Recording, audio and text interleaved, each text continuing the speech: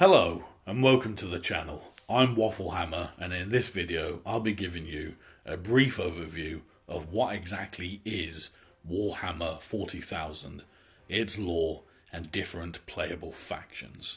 Warhammer 40,000 is a miniatures game produced by the Nottingham UK based company Games Workshop. Its first rulebook was published under the name Warhammer 40,000 Rogue Trader in 1987, and it is the science fiction counterpart to Games Workshop's already established fantasy game Warhammer Fantasy Battles. For subsequent editions, the Rogue Trader part of the name was dropped and simply called Warhammer 40,000, most often abbreviated further to 40k by fans.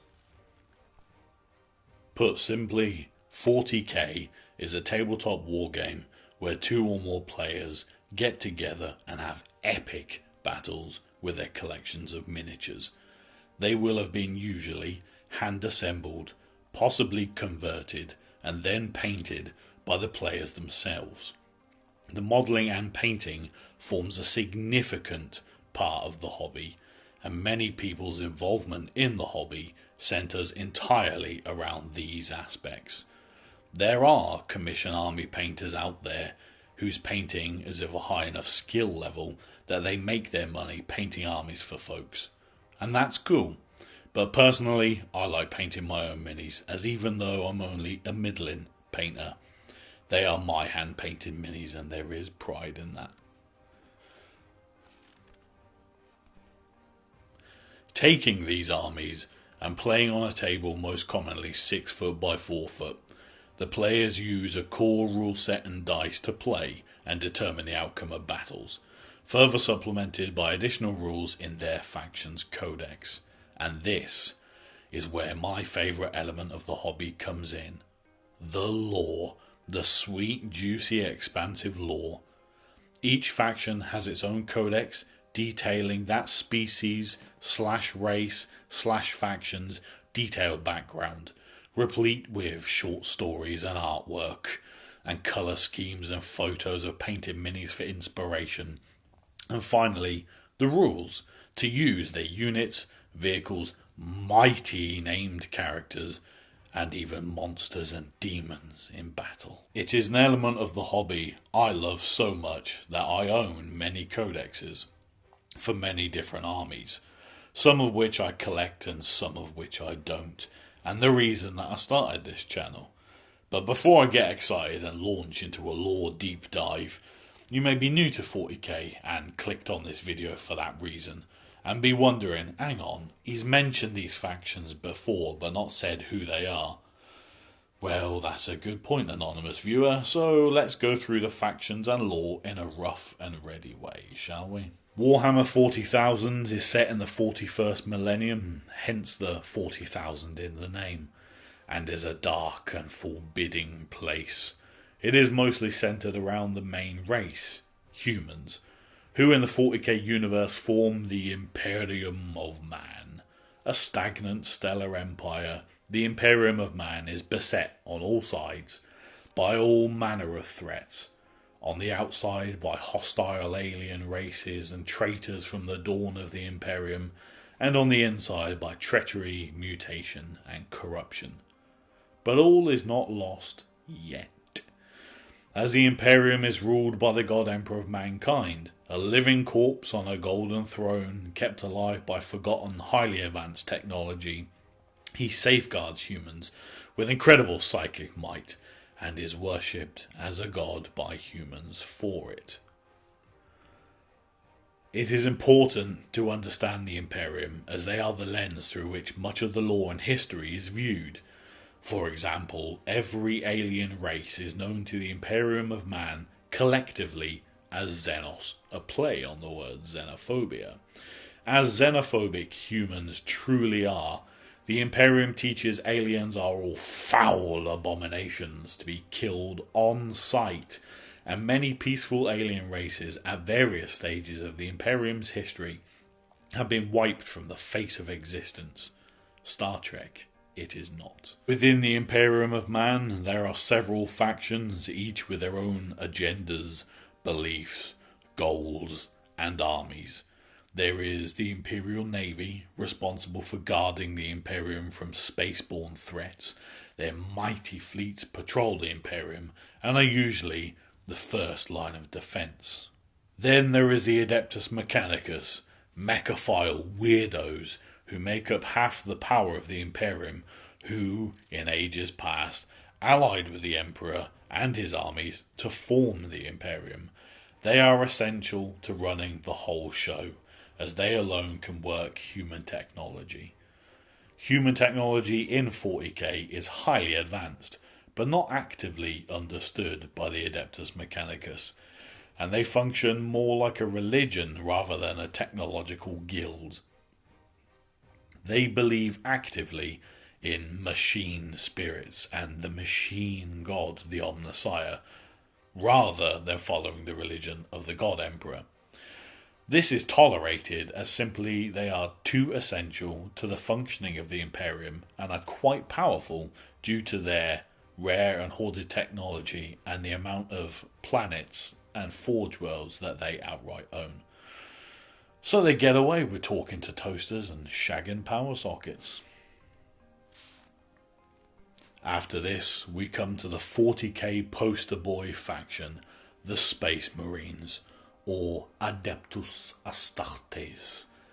And no, I can't say Adeptus Astartes any other way. That 40k faux Latin just takes me in that kind of way.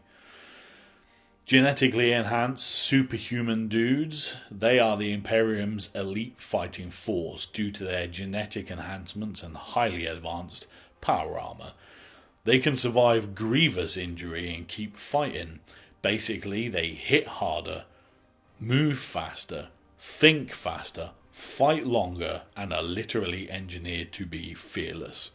They also do not follow the Emperor of Mankind as a god, but as they can draw genetic lineage to him, revere him more as a really cool ancestor. Space Marines are functionally immortal, or at least very long-lived, and only die in battle.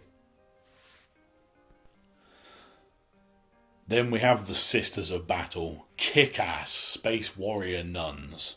They are armed like the Space Marines in power armor, carrying bolt weapons and chain swords, but they are normal, unaugmented human women. They absolutely believe the Emperor is a god, and they can perform badass acts of faith. For example, have an arm or leg blown off? Well, believe the Emperor strongly enough and you can simply pray it away. They are the fighting force of the Ecclesiarchy, the Ministorum, the Imperial Church, and I like to believe the most scarred, toughened, veteran sisters are the ones who walk up and down the aisle in the church rattling the collection plate. We have the Adeptus Custodes. Again, like Space Marines, they wear power armor and are genetically engineered. They, however, are not mass manufactured. More like they are custom made, a rarer pedigree. They don't get out in the universe much, but mostly chill on Terra as they are the Emperor's cadre of elite bodyguards. Often teamed up with the Adeptus Custodes are the Sisters of Silence, specialised anti-psyker nulls in power armor. To be an anti-psyker null essentially means you are a void into which all fun and joy is sucked, along with the psychic energy. Not very fun to be around. They have the essential job of going around the galaxy finding psychers and carting them off in the dreaded black ships, and are most often called in to help as a auxiliary whenever psychers are involved. And then we come to the Inquisition, a dark, shadowy, secretive order who will torture you. They have the absolute authority to execute the imperial religious creed, and, as a result of their absolute authority in all matters of law and religion, can commandeer anything from battle fleets to whole armies. They are broadly split into three orders or ordos: the witch hunters, the demon hunters, and the alien hunters, and a few spattered, smaller, rarer factions. They often fight and kill each other due to religious differences or operational differences. You think they'd have more to worry about, but, you know, religion. And then we come to the Astra Militarum, or the Imperial Guard. Basically who me and you, dear viewer, would be in the 41st millennium. The dog soldiers, the foot sloggers, the poor bloody infantry. Life in the Imperium sucks for the average person. You basically get worked to death as a cog in the labyrinthian bureaucratic machine. But things can always get worse. Planets in the Imperium have to give over a certain amount of folks as a tithe, often forcibly, to found regiments of Imperial Guard to be fed into the meat grinder of endless war. The Imperial Guard are made up of everything from colossal advanced tanks to primitive cavalry, from armoured walkers to indentured subhuman mutants. But its principal strength is its unlimited manpower, who are flung in waves at the enemy under pain of summary battlefield execution by their commissars if they don't win the day. The Imperial Guard absolutely worship the God Emperor as a god, because average Joe has no power or rights and dies horribly if he doesn't. Then there is Chaos, the main antagonists and bad guys of the setting, principally controlled by the 4 Chaos Gods, hugely powerful entities that dwell within the hellish dimension known as the Warp, where they seek to corrupt, mutate, and otherwise play with mortals in their great game.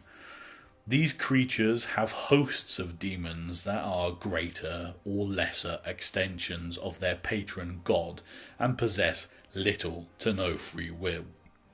Demonic incursions on a planet can happen for a variety of reasons, and if you live on that planet, are invariably a bad time, a very bad time indeed.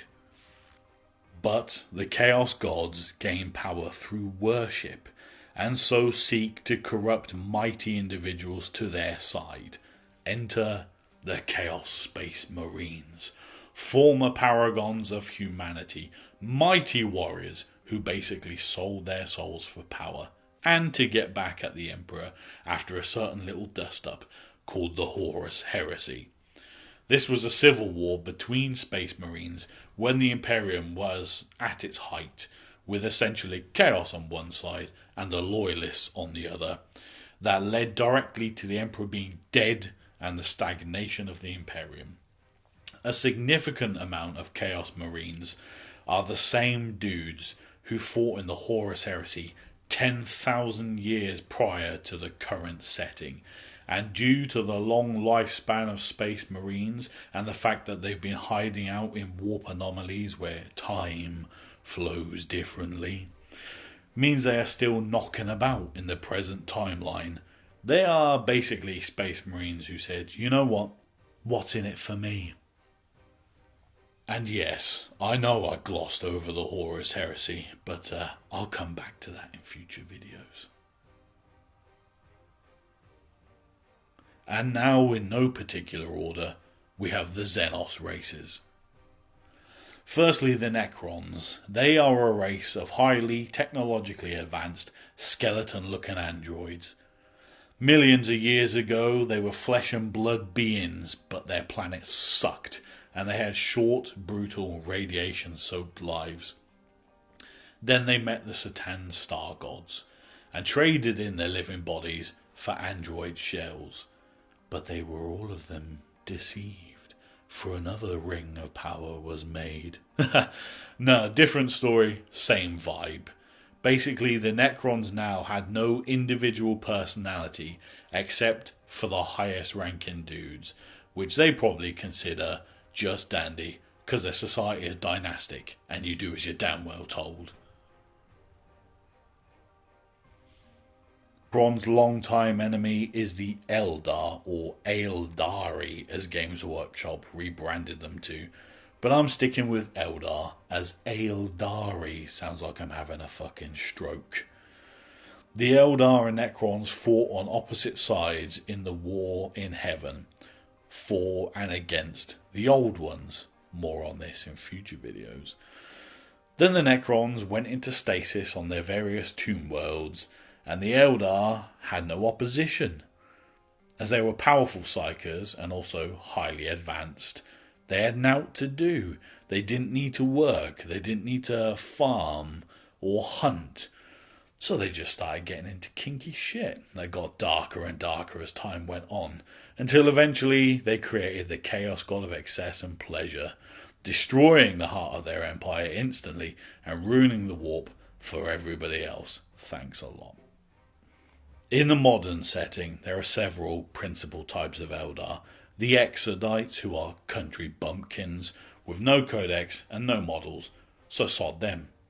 The Harlequins, who are basically real hard-to-paint killer clowns who worship the Eldar laughing god Kegorak.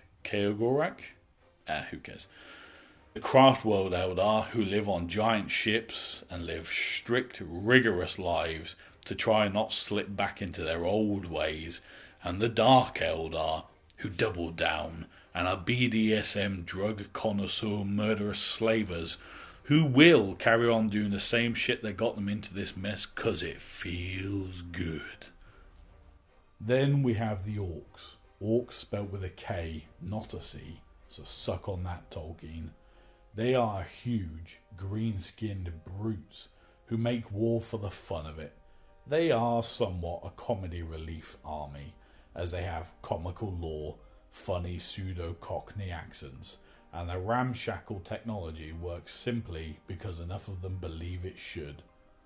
Seriously, their tech should not work, but loads of orcs together generate a latent psychic field, so if they believe it enough, it will work. Despite being somewhat comical, the orcs are dangerous in that they have numbers beyond counting and love war, living only to find a good fight. Then we have the Tau Empire, a young, new, upstart alien species.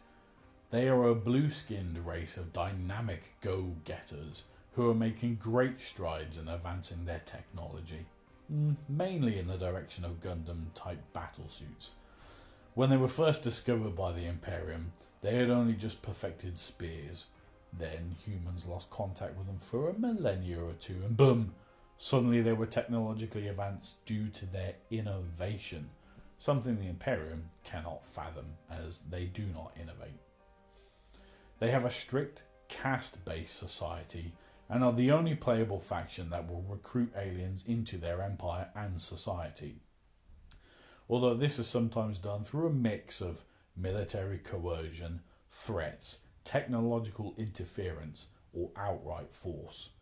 The fandom often refers to the Tau as space communists because it sums them up broadly. And lastly, the scourge from beyond the stars, the Tyranids. Now, Tyranids is a human word because when the Tyranids first entered our galaxy, they ate the world Tyran. Yes, that's right, they ate a world. In fact, that's their thing, their shtick. They migrate from planet to planet, devouring all life in their path, and are a terrifying foe. They are highly mutable and psychic, and every Tyranid weapon, life form, is a biological creature. From their biggest ships to their tiniest organisms, they are linked by a powerful hive mind, and various fleets knock about the galaxy, pulling up to planets and deploying swarms of biological monsters to eat everyone and everything and move on, leaving a barren, empty planet behind. They're essentially a swarm of locusts, a mobile ecological disaster. There is also a sub-faction of Tyranids known as Gene Stealers, a more autonomous Tyranid species They infiltrate a planet's population and infect them with their own gene sequence to make hybrids, who then attempt to find their way into political leadership positions and military leadership positions. When they infiltrate a planet for long enough, they form secretive cults where they see the Tyranids as the star gods who will come to liberate them. When these cults reach critical mass, a gene stealer patriarch will send a psychic signal to the Hive fleets to move in. The cults will then proceed to rise up against the planet's population, weakening them and anticipating welcoming the star gods, whereupon the Tyranids will promptly eat them. That's gratitude for you. Combine all of the different factions, conflicting goals, ideologies, histories and motivations together, and you get a vision of a hopeless war-torn future. And this is where 40k's famous tagline comes in. In the grim darkness of the far future, there is only war. And that's it for a brief overview of Warhammer 40k and its lore. Not so brief, was it? 40k has a wealth of lore in books, games, comics, video games and upcoming TV series, and I shall be exploring them more in further videos. If you like this video, then like, comment and subscribe. If not, no bother. And until next time, ta-ra.